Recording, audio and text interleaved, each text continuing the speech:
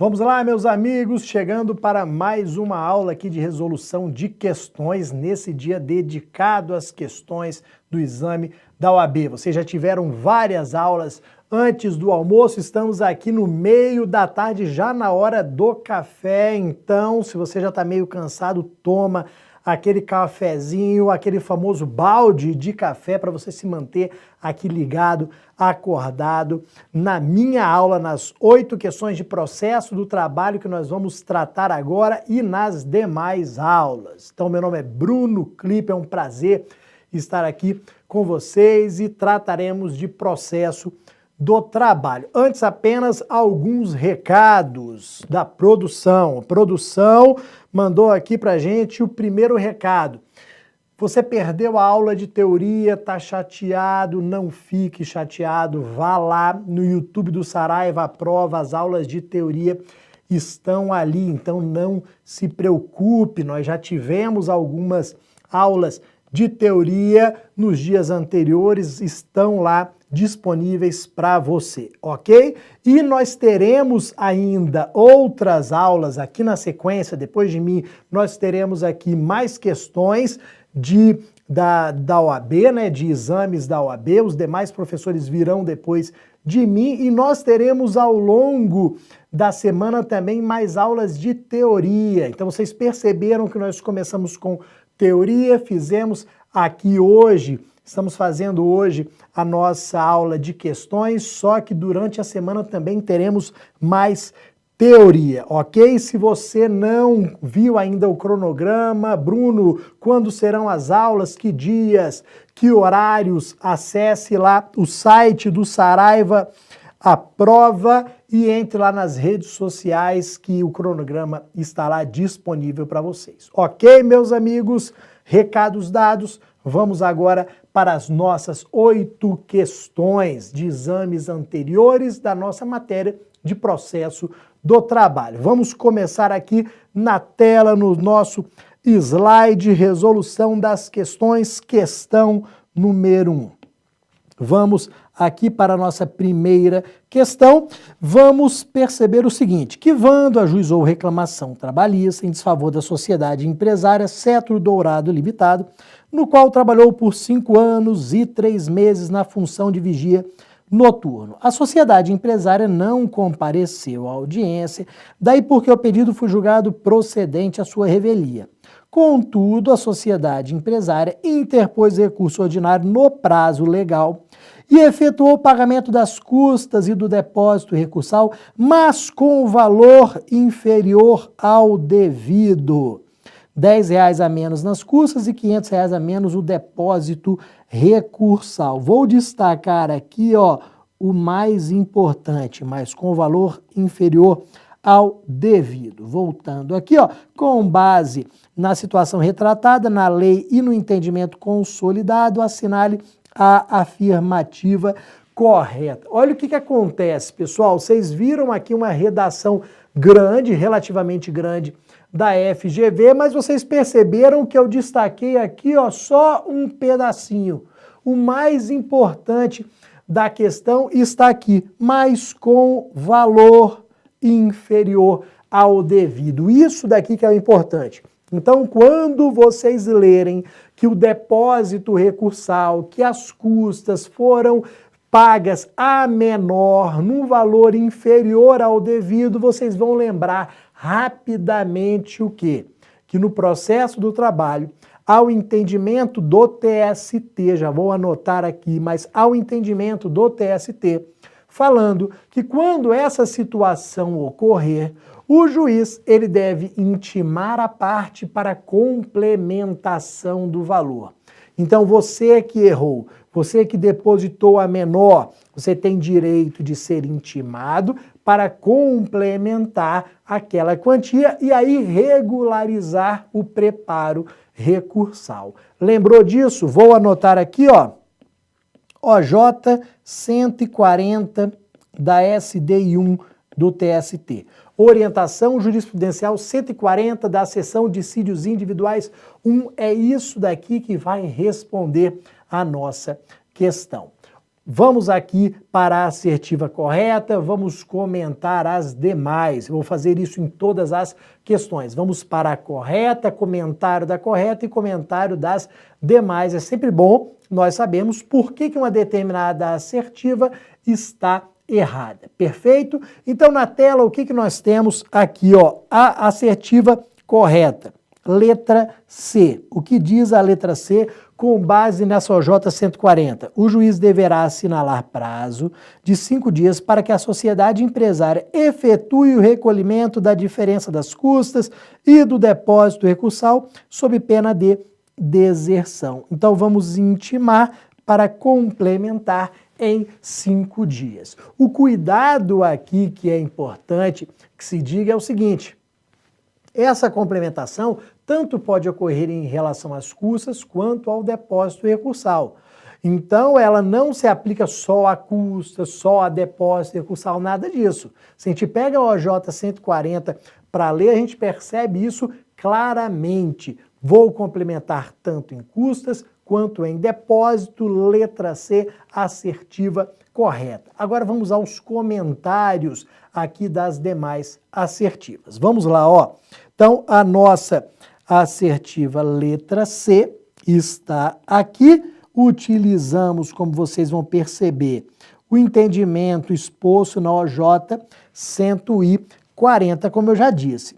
O que acontece aqui? Olha a letra A. A letra A falava que a revelia impediria a interposição de recurso. A gente sabe que revelia não impede a complementação, a interposição de recurso. O fato da parte ter sido revel não a impede de interpor recurso. O revel pode comparecer ao processo em qualquer momento. Então aqui está o erro.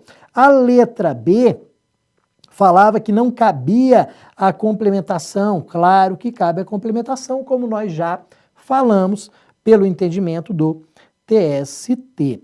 A letra D, ó, o entendimento atual do TST é no sentido de ser possível a complementação das custas e do depósito recursal, porque a FGV vai vir com aquela ideia de que você ou não pode complementar, ou só pode complementar custas, ou só pode complementar depósito recursal. Nada disso. Pode colocar na sua cabeça que a complementação é dos dois, é do preparo como um todo. Perfeito, galera? Uma questão boa aqui sobre recursos, que é uma matéria dentro do processo do trabalho sempre bastante explorado pela FGV. Das 5 questões que nós temos em processo do trabalho, é quase certa ali a cobrança de uma delas sobre recurso. A FGV cobra bastante recursos trabalhistas. Ok, meus amigos? Vamos aqui para a número 2 agora. Questão número 2. O que nós temos aqui? Uma entidade filantrópica foi condenada em reclamação trabalhista movida por uma ex-empregada em fevereiro de 2018. A sentença transitou em julgado e agora se encontra na fase de execução.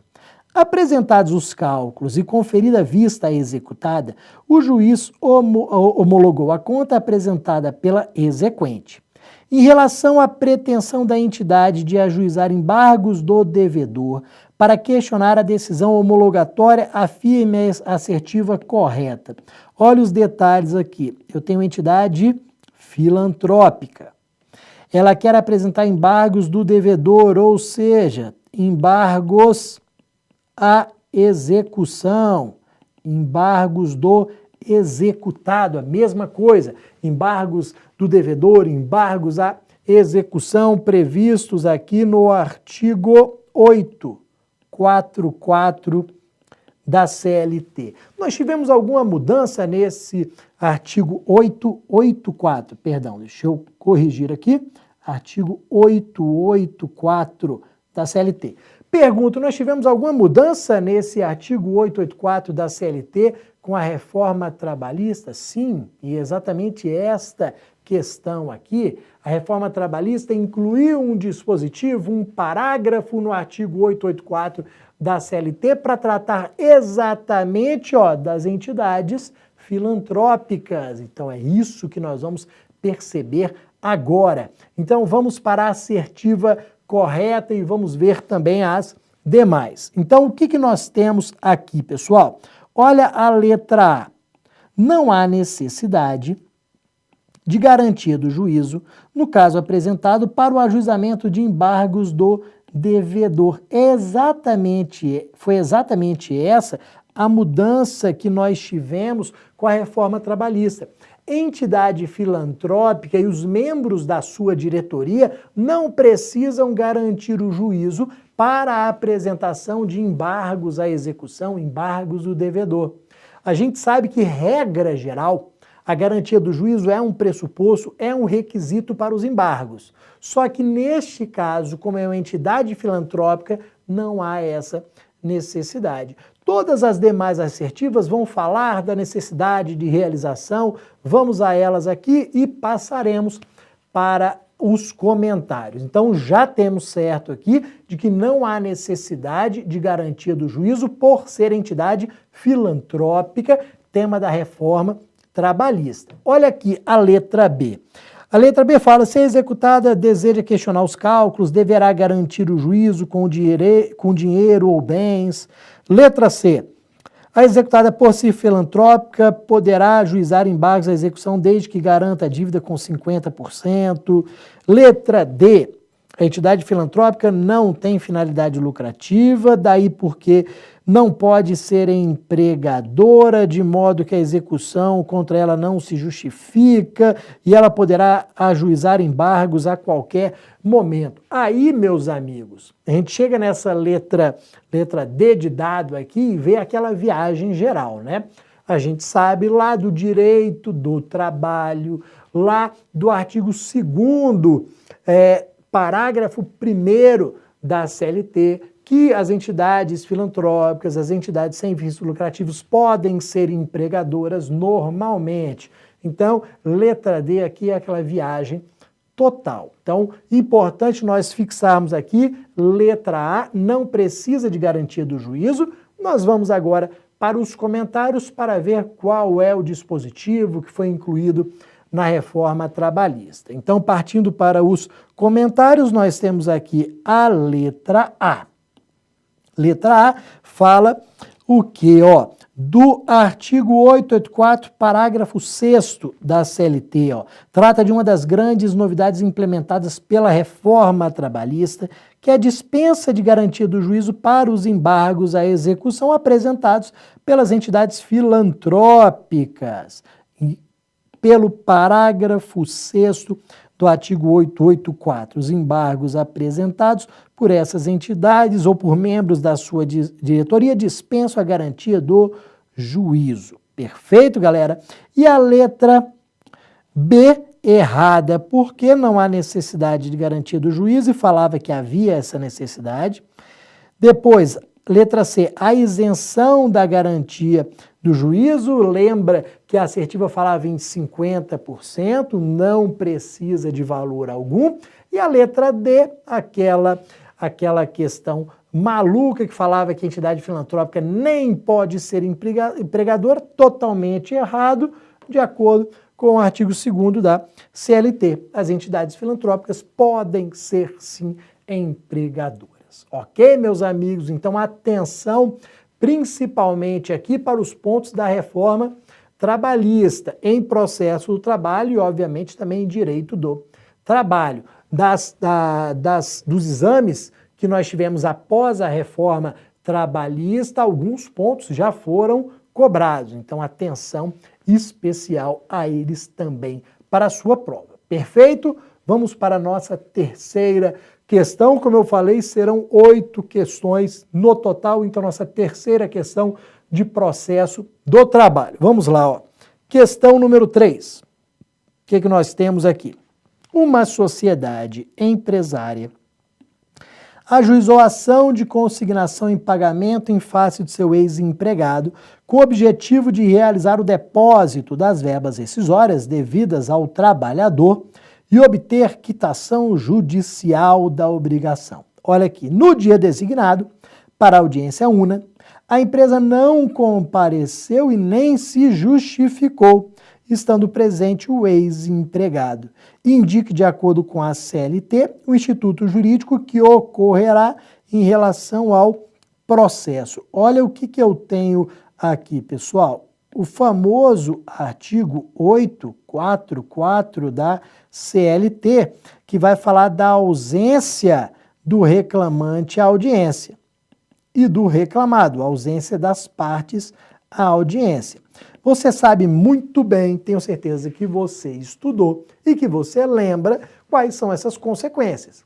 No dia da audiência, eu pergunto para você, se o reclamante faltar, Bruno, vai ocorrer o arquivamento do processo. Então coloca aí, ó, teremos o arquivamento do processo, que é a sua extinção sem resolução do mérito. E se o reclamado faltar, teremos aqui revelia. Então, nós temos as consequências da ausência das partes. Ausência injustificada, que é o que aconteceu aqui. No dia da audiência, a empresa não foi, não justificou. É uma ausência injustificada. Só que qual que é o cuidado aqui? A gente está acostumado a pensar no reclamante como ex-empregado e o reclamado como a empresa. É meio que automático na nossa cabeça. Quando a gente pensa numa ação que foi ajuizada, a gente pensa no ex-empregado ajuizando a ação em face da empresa. Só que aqui é o oposto. Porque aqui, ó, é uma ação de consignação em pagamento. Quem ajuizou a ação? A empresa. Então, olha aqui, quem é o reclamante? A empresa. A empresa é o reclamante. A empresa reclamante faltou. O que vai acontecer com o processo? Olha o perigo aqui. Letra A, revelia. Não foi o réu que faltou. O réu estava presente? Estava. Olha ali, ó, quem estava presente? Estando presente o ex-empregado. O ex-empregado é o réu, o reclamado. Então não é revelia. Se a empresa reclamante, se a empresa autora faltou, meus amigos, vamos destacar aqui o que eu tenho: arquivamento. Letra C, arquivamento. Isso seria uma grande pegadinha aqui. Não caia nessa pegadinha. Eu sei que é natural nós pensarmos no ex-empregado ajuizando a ação, na empresa sendo a reclamada, mas na ação de consignação em pagamento a gente vai inverter isso daqui. Quem faltou foi o reclamante, a empresa reclamante, a empresa autora, então marca arquivamento. Esta ação de consignação em pagamento será arquivada, teremos a extinção sem resolução do mérito. Perfeito, meus amigos. As demais falam em revelia, não é o caso. Remarcação da audiência não é o caso. Por quê? Porque não há aqui uma justificativa. Confissão ficta também não, porque o artigo 844 fala em arquivamento explicitamente. Perfeito? Então, muito cuidado. Vamos ali aos comentários. Letra C. O que nós temos aqui na letra C? Ó, a questão poderia gerar até alguma dúvida ao aluno por se tratar de uma ação de consignação em pagamento, mas a resposta é simples. A ação trabalhista será arquivada de acordo com o artigo 844 da CLT. Então, cuidado, porque era realmente uma pegadinha. Olha a letra A, não haverá revelia, pois foi o reclamante que estava ausente. Letra B, não há norma autorizando a remarcação da audiência, porque não houve justificativa. Letra D, a confissão ficta decorre da revelia, que não se aplica na hipótese. Então, era uma questão simples, perfeito, uma questão simples, que era até do exame 26, então bem recente, uma questão simples, mas que você tinha que tomar bastante cuidado com a pegadinha. Perfeito, galera? E aí eu aproveito aqui para trazer aqui uma informação importante. Olha o que acontece. questão de processo do trabalho, vocês estão percebendo até agora, questão de processo do trabalho, ou a resposta estará num artigo da CLT, ou numa súmula, ou numa OJ do TST. Geralmente não foge disso daqui. 90% das vezes, ou eu respondo com o artigo da CLT, súmula ou OJ do TST. Nós estamos na nossa terceira questão. A primeira foi um OJ, a segunda foi um artigo da CLT, a terceira agora um artigo da CLT. Ali em 10% ou menos das vezes a gente vai ter uma situação que seja respondida com base em doutrina. Isso daqui é a coisa mais rara do mundo. Ou é artigo, ou é a súmula, ou OJ do TST. Então, muita atenção em relação a esses pontos. Perfeito? Podemos ir para a nossa quarta questão, chegando aqui na metade. Anima aí, toma um cafezinho. Eu sei que a aula depois do almoço é meio difícil, dá aquele sono, aquela lombeira, como se diz, mas toma um café, fica esperto aí, eu vou ficar movimentando assim para você não dormir, ó. E o câmera, ele é esperto, o Gabriel é esperto pra caramba, vou ficar movimentando para você não dormir, ok, meus amigos? Então, atenção aí, não podemos aqui desanimar nessa maratona. Então, ó, questão 4. Vamos lá. Gustavo foi empregado da empresa Pizzaria Massa Deliciosa. Após a extinção do seu contrato, ocorrida em julho de 2018, as partes dialogaram e confeccionaram o termo de acordo extrajudicial. Opa, acordo extrajudicial, já lembrei logo de reforma trabalhista. Ó, e temos aqui 26º exame, já lembrei de reforma trabalhista, acordo extrajudicial, aquele procedimento ali novo em que eu levo esse acordo extrajudicial para homologação. Vamos ver se é isso daqui. Então, firmaram um acordo extrajudicial que levaram a Justiça do Trabalho para homologação. Então, vamos de novo aqui. O acordo em questão foi assinado pelas partes e por um advogado que era comum às partes. Deixa eu até destacar isso aqui, porque tá com cheiro de coisa ruim. Um advogado só comum às partes, ou seja, um advogado para ex-empregado e ex-empregador. Será que pode isso? Vou aproveitar e destacar aqui o artigo.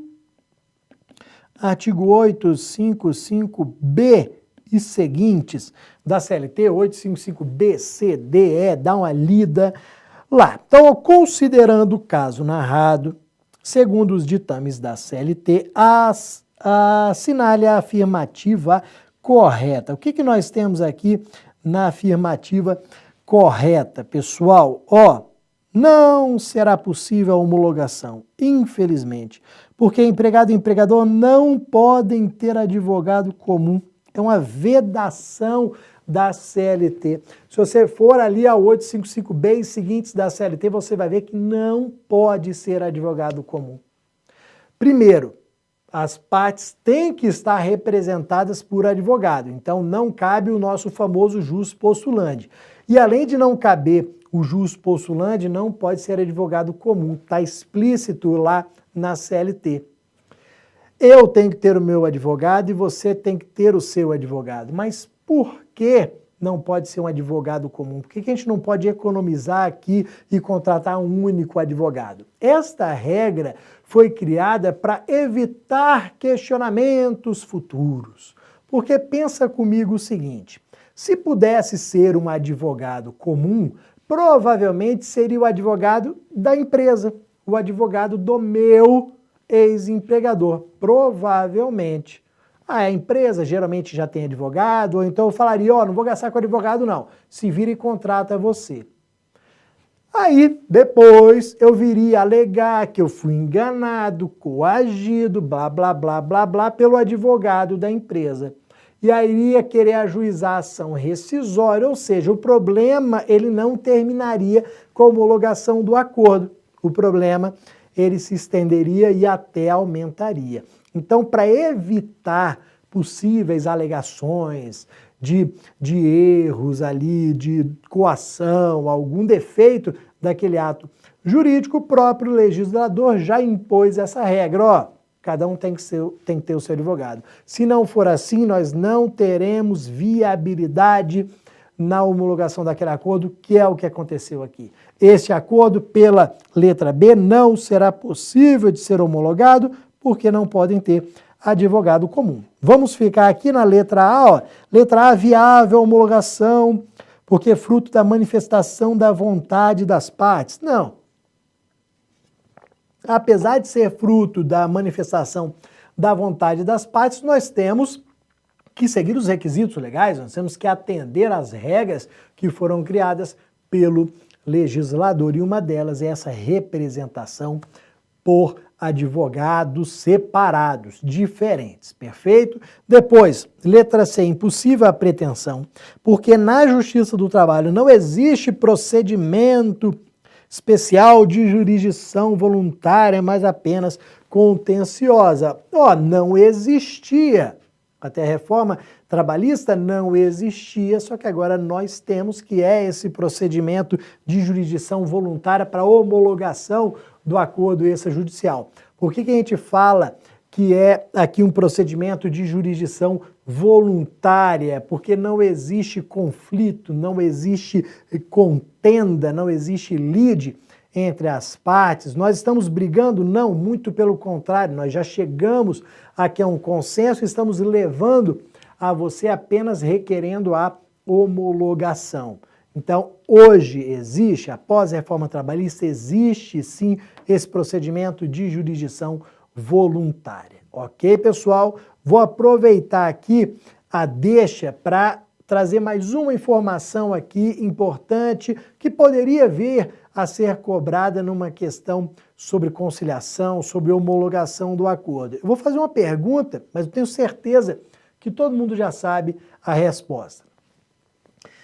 Nós apresentamos esse acordo extrajudicial. O juiz, ele é obrigado a homologar? Ele está preso aqui àquele nosso acordo? Ele tem que homologar o acordo porque ele é fruto da nossa manifestação de vontade? Não. TST entende, de longa data, na súmula 418, que o juiz não é obrigado a homologar o acordo. Pela súmula 418, o juiz não está obrigado a homologar o acordo, é uma faculdade dele, e essa mesma ideia nós vamos aplicar aqui para a homologação do acordo extrajudicial, ok? Letra D, sobrou aqui, faltou a letra D.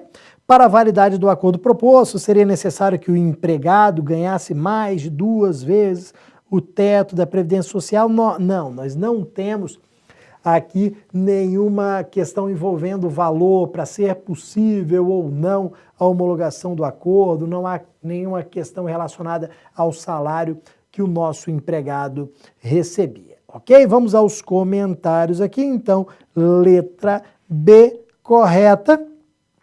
Então nós temos aqui, ó, mesmo sendo vontade das partes, o acordo não pode ser homologado diante da representação irregular, o comentário que nós já trouxemos aqui. É mais um tema relacionado à reforma trabalhista, artigo 855B e seguintes da CLT, como nós já falamos. E é inviável o advogado comum, perfeito? A letra C, já falei para vocês que o procedimento de jurisdição voluntária foi incluído pela reforma trabalhista.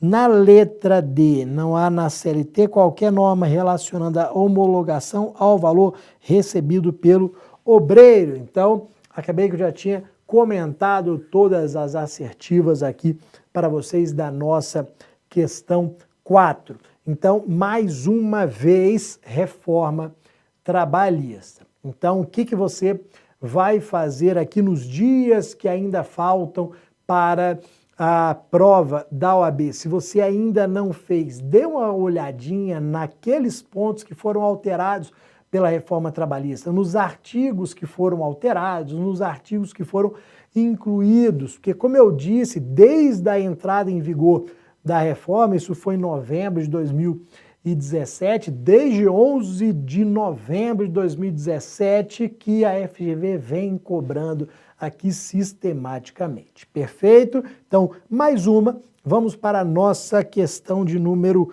5. Vamos aqui a nossa questão de número 5. Vamos aqui à redação.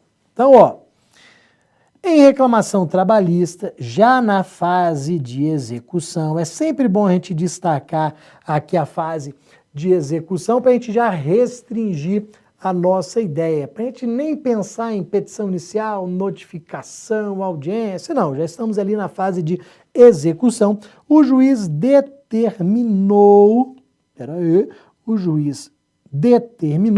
que o autor apresentasse os cálculos de liquidação. Determinação essa que foi cumprida pelo exequente em fevereiro de 2018. Então, o calculista do juízo analisou as contas e entendeu que elas estavam corretas, pelo que o juiz homologou os cálculos ofertados e determinou a citação do executado para pagamento em 48 horas, sob pena de execução. Considerando a narrativa apresentada e os termos da CLT, assinale a assertiva correta. Olha aqui, pessoal, por que a questão trouxe aqui fevereiro? Por que trouxe fevereiro de 2018? Para você já perceber que estava em vigor a reforma trabalhista. E estamos falando de liquidação, estamos falando aqui de liquidação de sentença.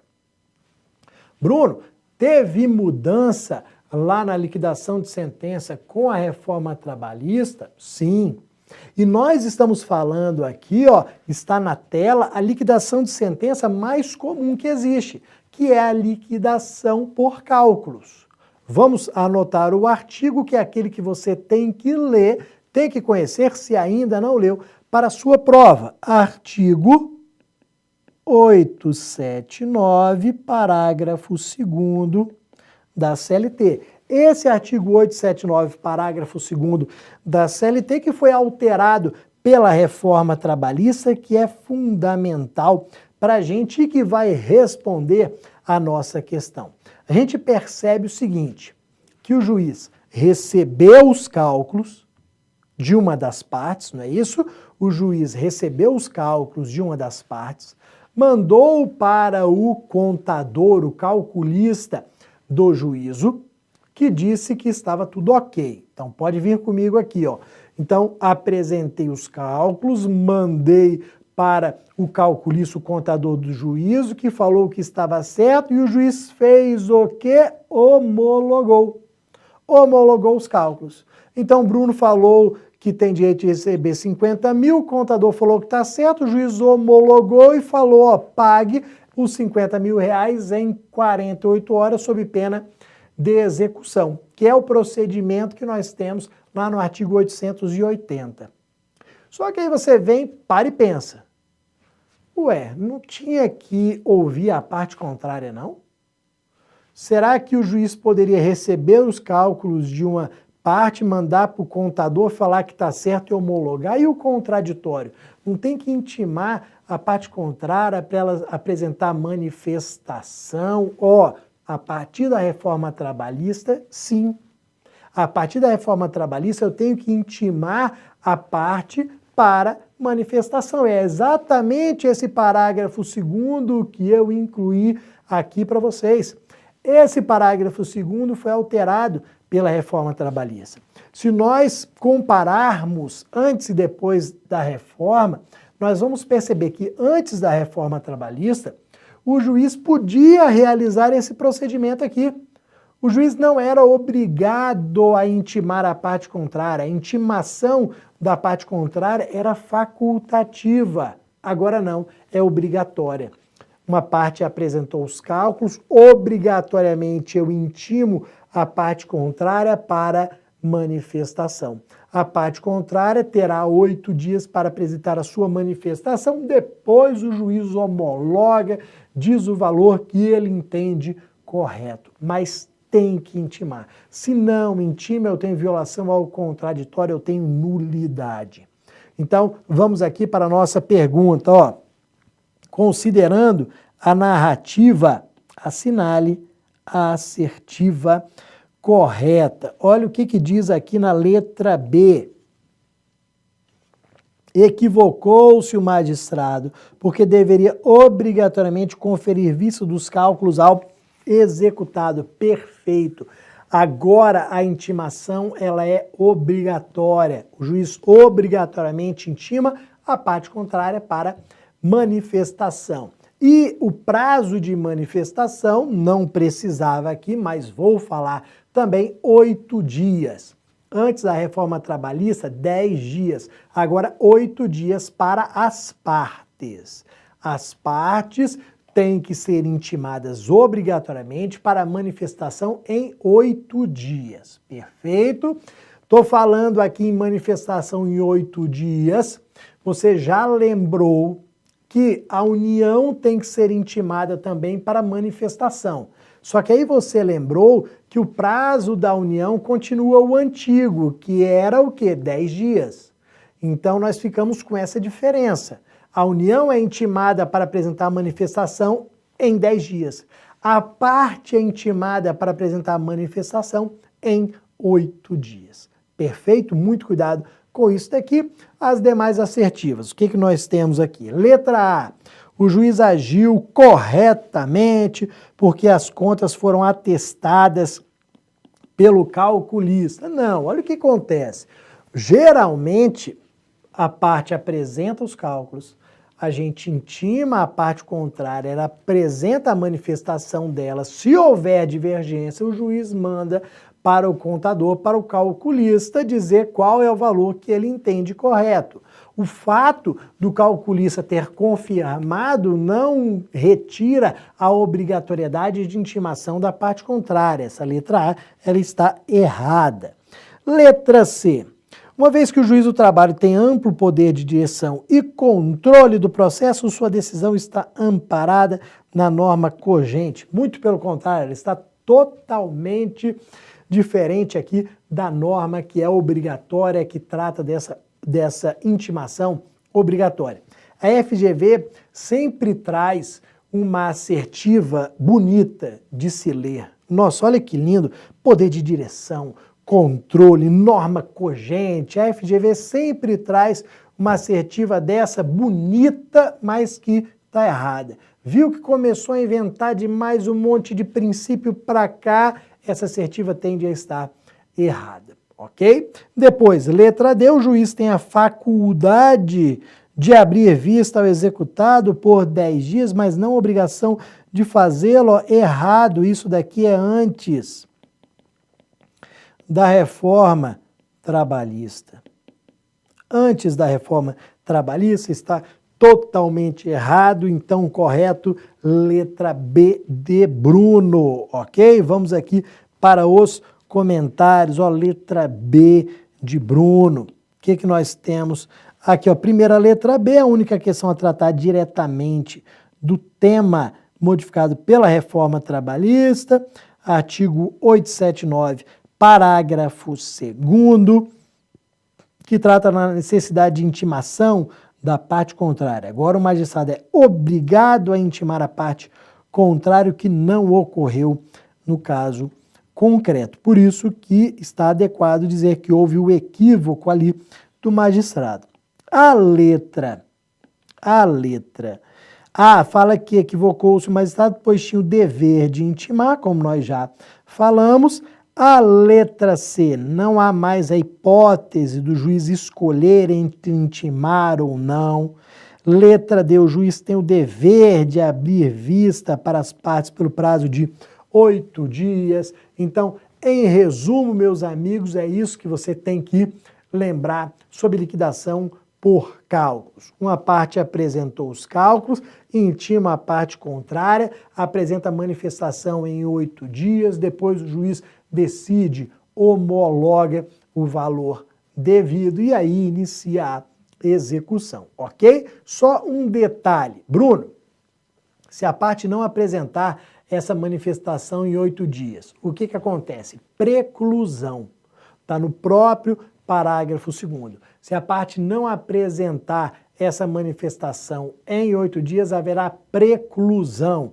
Ou seja, a parte não poderá mais, naquele processo, discutir valores. A única oportunidade que ela tem para discutir valores é neste prazo de 8 dias.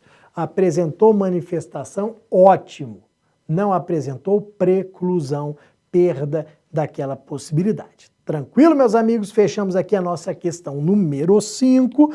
Vamos para a questão 6. 6 de 8. Então já estamos caminhando aqui daqui a pouco para o finalzinho da aula, mas depois da minha aula pode ficar aí nem levante, porque na sequência vem os outros professores. Perfeito? Então vamos para a nossa questão número 6. O que nós temos aqui, ó? Em determinada vara do trabalho foi prolatada uma sentença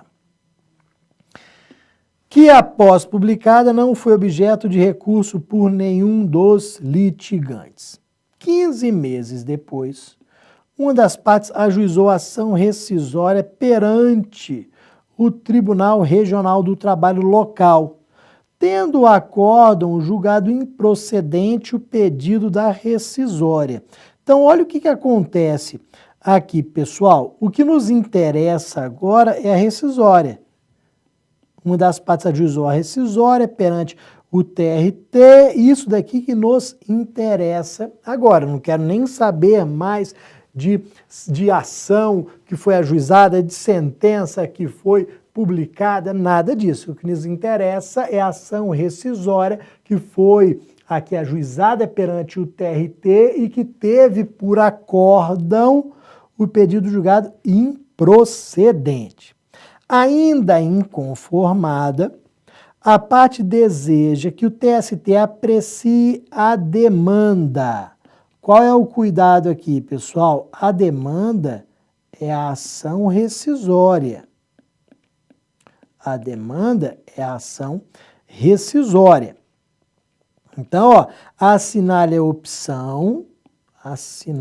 opção que indica na hipótese o recurso cabível para o TST. Pegadinha clara aqui. Por que é uma grande pegadinha? Porque falou em recurso para o TST, na hora vem à mente o quê? Recurso de revista. A recurso de revista para o TST? Não, obrigatoriamente. Nem todo recurso para o TST será o recurso de revista. Se você fizesse essa ligação automática, TST, recurso de revista, você iria errar a questão. Mais uma questão aqui com uma grande pegadinha. Nem todo recurso para o TST é o recurso de revista. Claro que nas assertivas tem recurso de revista, sim, você iria colocar ali letra B, recurso de revista. Errado. O correto é letra A, recurso ordinário. Pô, por que recurso ordinário? Olha, vou colocar aqui, ó, letra A, recurso ordinário. Como assim? Porque vamos desenhar aqui, pequenininho, mas vamos fazer a pirâmide da Justiça do Trabalho. Vara do Trabalho, TRT e TST. Como eu falei para vocês, eu estou focado aqui na ação rescisória. Não estou nem aí com aquela ação que foi ajuizada, com aquela sentença que foi proferida, não estou nem aí. Eu estou pensando na ação rescisória, ok? A demanda aqui é a ação rescisória. A própria questão fala o quê? Que foi ajuizada uma ação rescisória perante o TRT. Está aqui, perante o TRT local. Então, vamos para a nossa pirâmide. Vou colocar aqui a rescisória. Ó. Olha a rescisória sendo ajuizada. Aqui está ela, ação rescisória. Perfeito? O TRT julgou a ação rescisória. Olha aqui o acórdão que foi proferido. E eu quero interpor um recurso para o TST. O que você sabe? Vou aqui em cima anotar o artigo. O que você sabe? que o artigo 895 da CLT possui 2 incisos. O 895 da CLT, quando trata do cabimento do recurso ordinário, quando trata do cabimento do RO, ele traz 2 incisos. O inciso primeiro, que é o mais utilizado, que a gente usa ali automaticamente, que é a sentença. Quando a gente fala de RO, de interpor um RO, quase que automaticamente a gente lembra o quê? De sentença. Sentença RO, sentença RO, sentença RO. Só que a gente tem que lembrar também que o RO cabe na hipótese do inciso 2º do artigo 895, que é exatamente, vou anotar aqui, que é exatamente a hipótese de acórdão do TRT nessas ações de competência originária. O que são ações de competência originária do TRT? Essas ações que são ajuizadas diretamente perante o TRT. É essa que está no quadro? Sim. É essa que está na tela? Exatamente essa. Então, aqui eu vou interpor o RO. Se o processo começou no TRT, ele vai subir ao TST por recurso ordinário RO, de acordo com o nosso inciso 2º do artigo 895 da CLT. Então, pegadinha. Questão simples? Simples. Se você não tomasse os devidos cuidados, poderia ali num vacilo errar? Sim, mas é por isso que a gente vem antes aqui e alerta dessas pegadinhas. Nem todo recurso para o TST é recurso de revista, ok?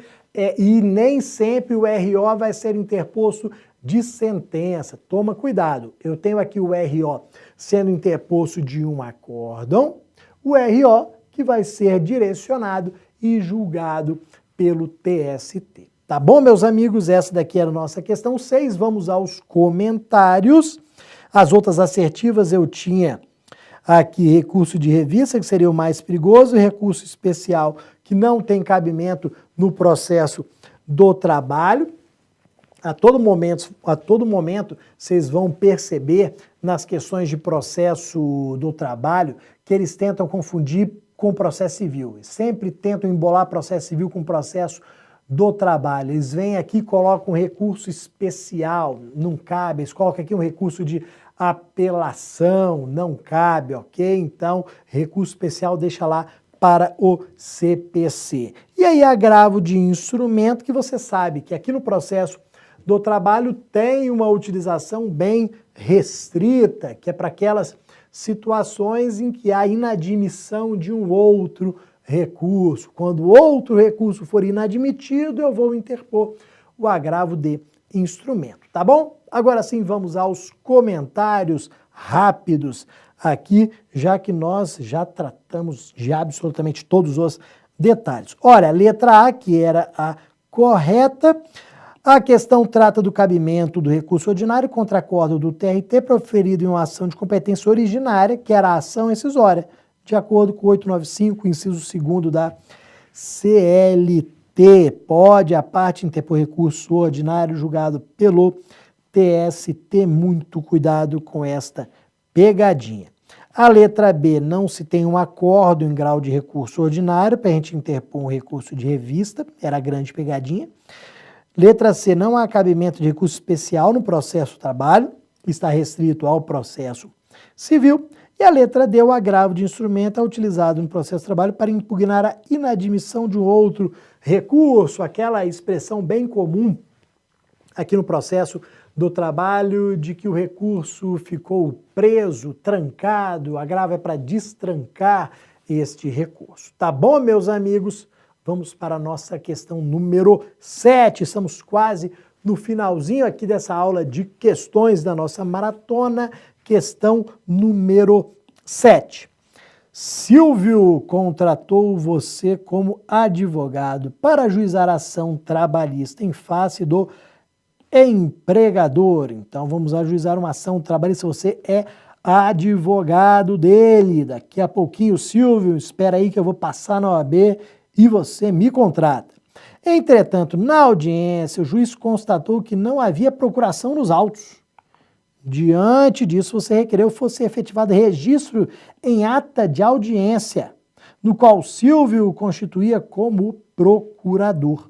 Silvio anuiu com o requerimento.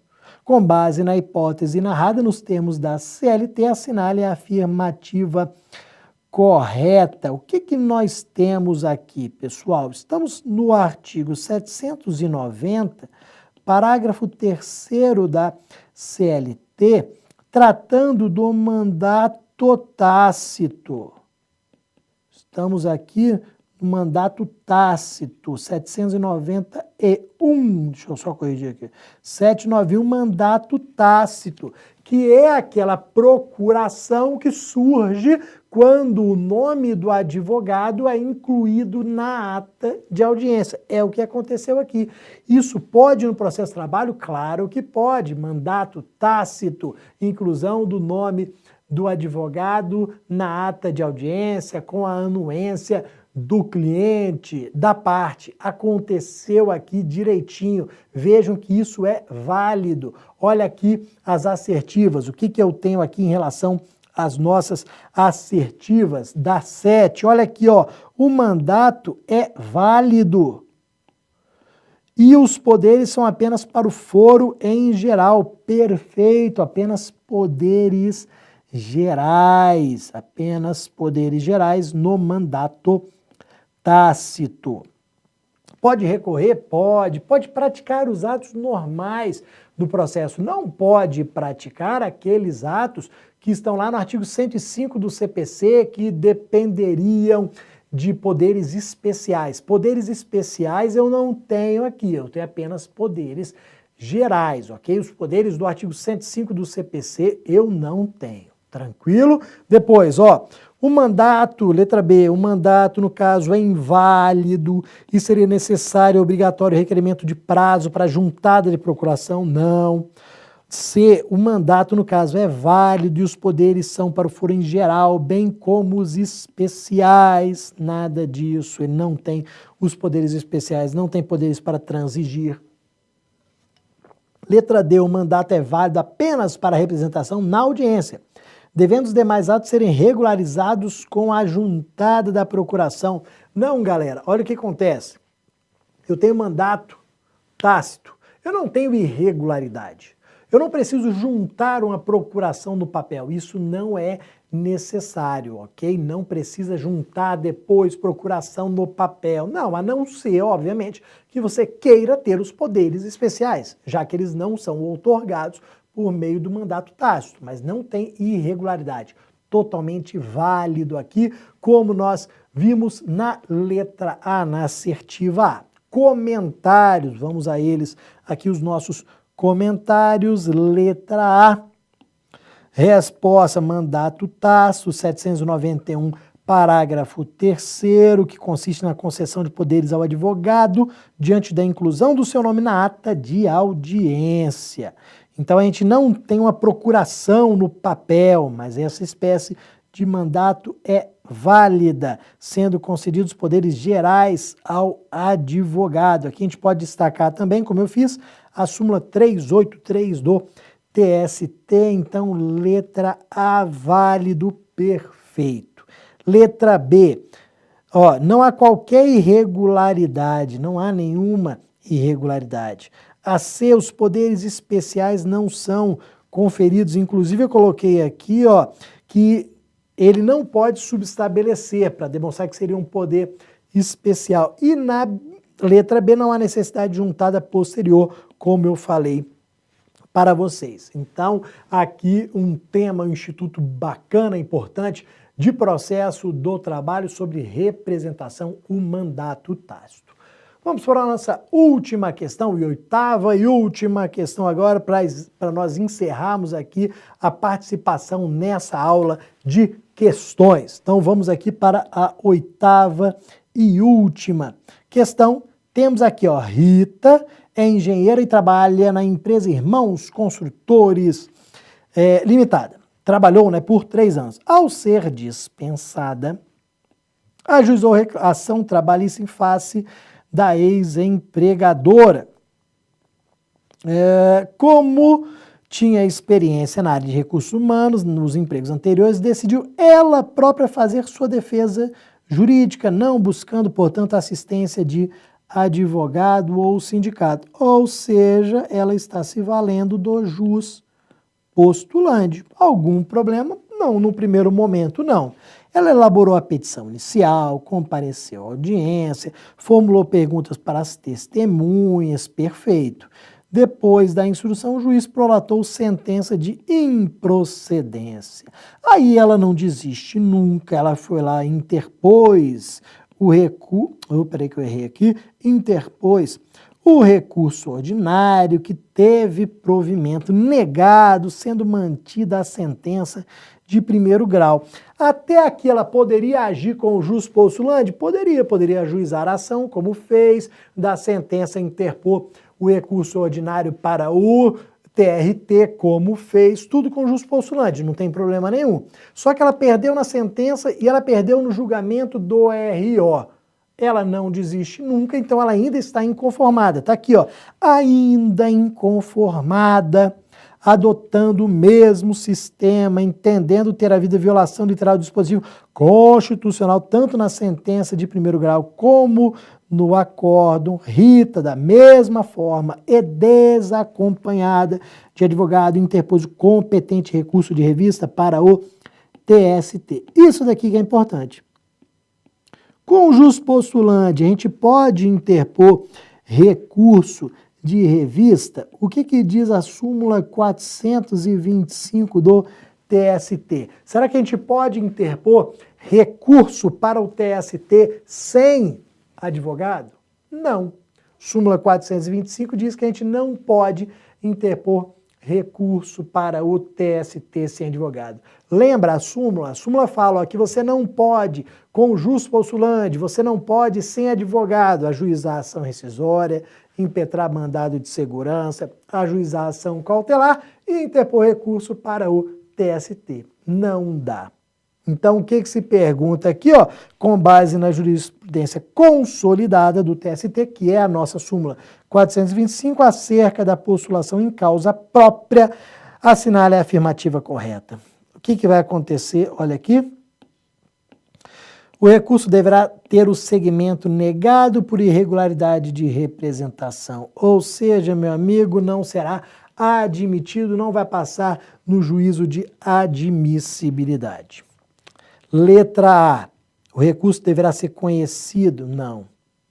Letra B, o recurso deveria ser interessado ao Supremo, viajou geral. C, não cabe mais recurso do julgado? Cabe. O problema é que ela tinha que ter contratado um advogado para interpor o recurso de revista, essa era a questão. Então, o grande problema aqui é que ela interpôs o recurso correto, que era o recurso de revista, mas errou ó, na representação. Nós temos irregularidade de representação e essa irregularidade de representação vai fazer com que o recurso dela seja inadmitido. Perfeito? Vamos aos comentários para a gente encerrar aqui processo do trabalho. Letra D, vamos a ela. O recurso de revista não pode ser conhecido por faltar o pressuposto de admissibilidade, regularidade de representação, que consiste no caso de estar assistido por advogado. A súmula 425 restringiu o jus postulante, afirmando que ele não se aplica aos recursos dirigidos ao TST. Letra A, ele não tem que ser conhecido. Letra B, o recurso de revista, ele pode ser interposto para alegar a violação da Constituição, porque falava que tinha que ser interposto para o Supremo numa viagem total. Letra C falava que não cabia mais um recurso, mas há o cabimento do recurso de revista, de acordo com o artigo 896 da CLT. Ok, meus amigos? Então aqui nós fechamos a nossa participação na nossa maratona OAB Saraiva, na nossa aula de questões, e aí volto a falar daqueles recados do início da aula. Perdeu alguma aula de revisão, de teoria? Vá lá no YouTube do Saraiva, a prova, no YouTube do Saraiva, a prova que você vai encontrar ali estas questões, ok? Essas aulas de teoria, né? E nós ainda vamos para mais aulas de questões. Fique aí, os professores já estão vindo aqui, mais aula de questões e depois, durante a semana, mais aulas de teoria, ou seja, nós temos aqui teoria completa, questões completas para ajudar na sua aprovação da OAB. Ok, meus amigos? Lembrando aí, ó, cafezinho, se der sono, levanta, aproveita que é maratona, faz polichinelo, exercício, dá uma movimentada aí, mas não durma no ponto. Um abraço, boas aulas, fique com Deus. Tchau, tchau.